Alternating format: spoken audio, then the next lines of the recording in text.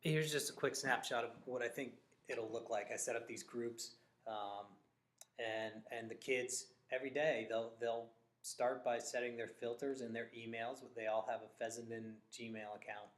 Um, they'll get updates, and they can filter and how they view those updates or what the updates include. They can star particular uh, threads or other students, and ultimately, um, what I want is for them to do the moderating, and I hope that these become um, this space where it's totally student driven.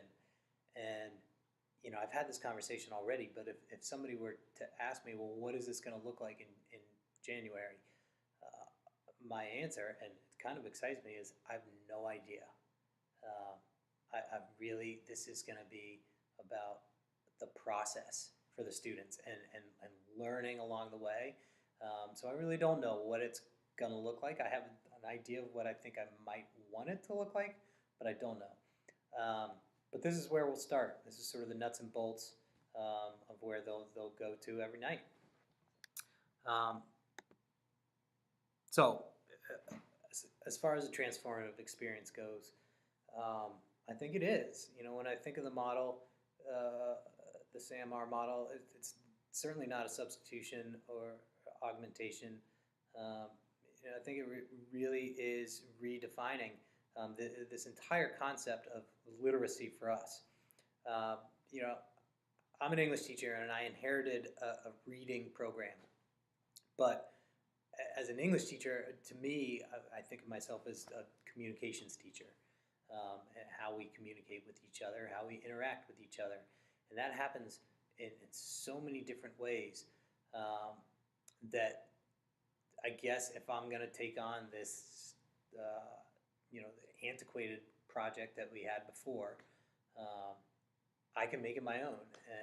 And thankfully, I have the autonomy to do that. So I see it as a big UDL experience. As far as representation, I think of text, even the definition of text, in a very broad um, sense, with a broad definition.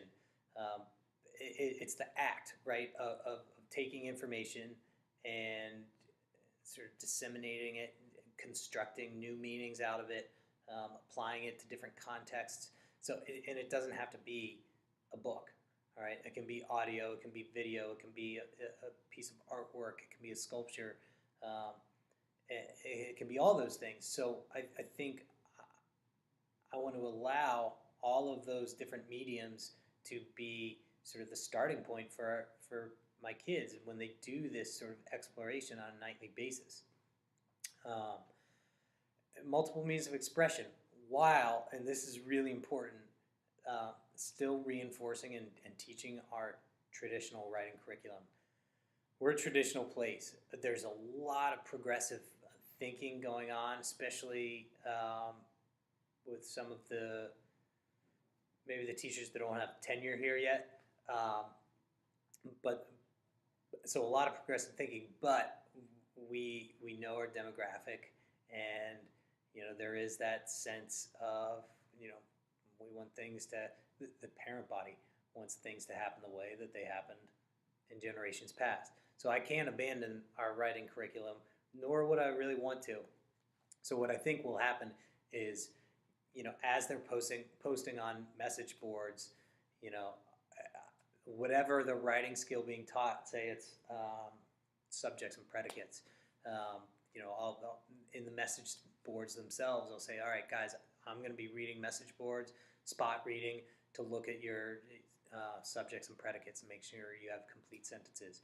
Or I'm going to be looking at your adjectives, whatever it is. We can constantly integrate the writing skills that I'm teaching into these message boards. And I think it's really going to have the kids actually writing much more than they did for me last year. We wrote a couple of big pieces that took weeks to cultivate last year, but we didn't do enough short, repetitive practice. And I think this will be an opportunity to do it. still with multiple means of expression, though, the audio, video, written response, computer programming, artistic renderings, all these things are going to be not just acceptable, but encouraged, just as they would a message thread.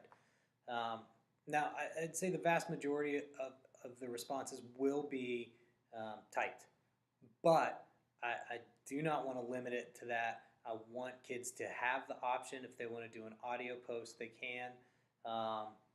And I think we need to pay a lot of attention to the different learning styles that are happening. So we have a good skills department that I hope I can enlist some help with this, because I'm still, I guess, as good a time as any to say, like, I'm wrestling with, well, what is this going to look like when 60 kids are doing 60 different things all at once, and how am I going to keep track of all that?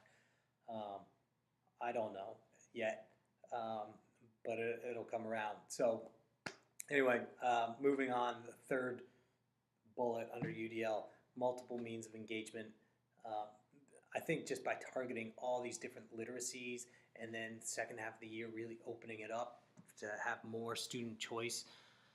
They're not confined just to that one fiction book.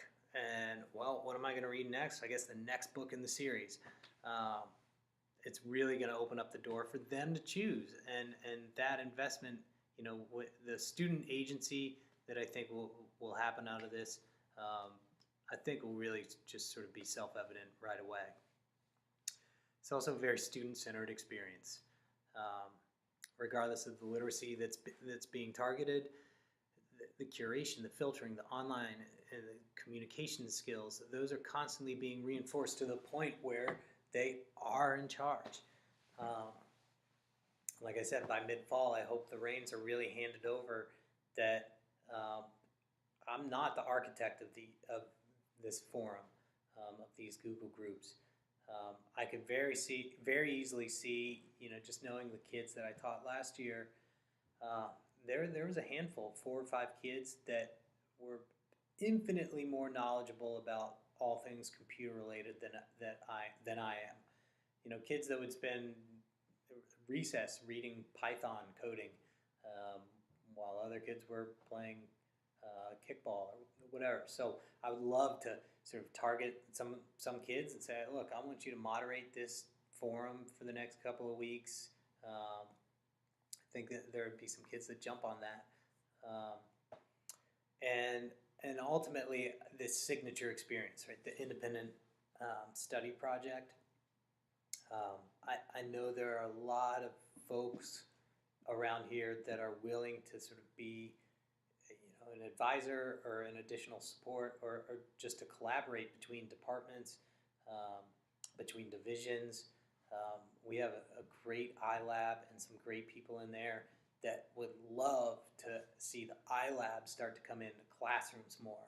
Right now, all that creativity, it's just blossoming in the iLab, but we need to see that happen in the classroom more. So I think an experience like this, with digital media, with computer stuff, the iLab's there. There are a lot of art teachers out there that would love to see projects come alive like this. And so by, again, sort of framing it around, all right, so you want to do this literacy. You want to focus on this literacy for the next month. Great. What do you want to do? And not just having the kid explain like what the end game is, but even be a part of, and this was really Sue and Susan that helped out with this, having them craft not just how the project is going to come alive or what the project will be, but even the rubric, having them help really decide, how am I going to be assessed on this?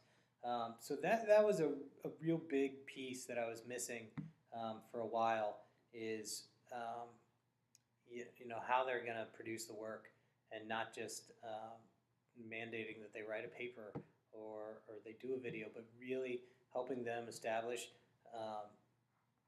what the medium is going to be, or the again, back to multiple means of expression, how they want to best show what they know. So I think that's it. Yeah, that's my last slide. It's really exciting. To be honest, I haven't felt this jazzed up about a project in quite some time because I think I can see it gaining some traction. I can see it working, um, and I love this whole process, um, the redesign and the design thinking. I I was thinking about it today, actually driving around that I think I work best or I'm most creative when I'm creating with other people. So this idea of just getting constant feedback and trying things out, I really really enjoyed, and it's something that I can get on board with for sure. So what am I at? Man, 20 30 minutes. All right, that's it. Thank you all for watching, and have a great night, day.